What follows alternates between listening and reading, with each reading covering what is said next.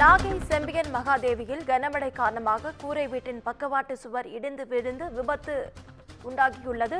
சுவர் இடிந்து விழுந்ததில் 8ஆம் வகுப்பு படிக்கும் மாணவன் பலத்த காயமடைந்து சிகிச்சை பலனின்றி பலியாகியுள்ளார். அதனை அண்மை செய்தியாக பார்த்துக் கொண்டு வருகிறோம்.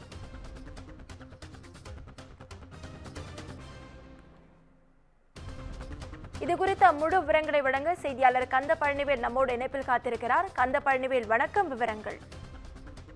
வணக்கம் நவீனா. வங்கக்கடலில் உருவாகியுள்ள அந்த ஆழ்ந்த காற்றழுத்த தாழ்வு நிலையின் காரணமாக நாகப்பட்டினம் மாவட்டத்தில் நேற்று முன்தினம் இரவு முதல் தொடர்ந்து மழையானது பெய்து வருகிறது. குறிப்பாக நேற்று காலை 8:30 மணி முதல் இன்று காலை 6 மணி வரை மாவட்டம் முழுவதும் சுமார் 750 மில்லிமீட்டர் மழையானது பதிவாகியுள்ளது. இந்த கனமழையின் காரணமாக பொதுமக்களின் இயல்பு வாழ்க்கை பாதிக்கப்பட்டுள்ளது. குறிப்பாக சாலைகளில் வெள்ள நீர் பெருக்கெடுத்து செல்வதை நம்மால் காண முடிகிறது.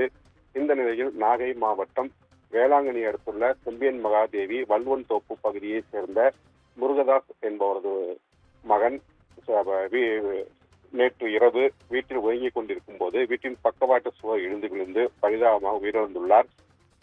நேற்று இந்த மழையின் காரணமாக அந்த சிறுவன் நேற்று இரவு உயிரிழந்துள்ளார். தற்சமயம் அவரது உடல் நாகப்பட்டினம் ஒரத்தூர் உள்ள அரசு மருத்துவக் கல்லூரி மருத்துவமனையில் வைக்கப்பட்டுள்ளது.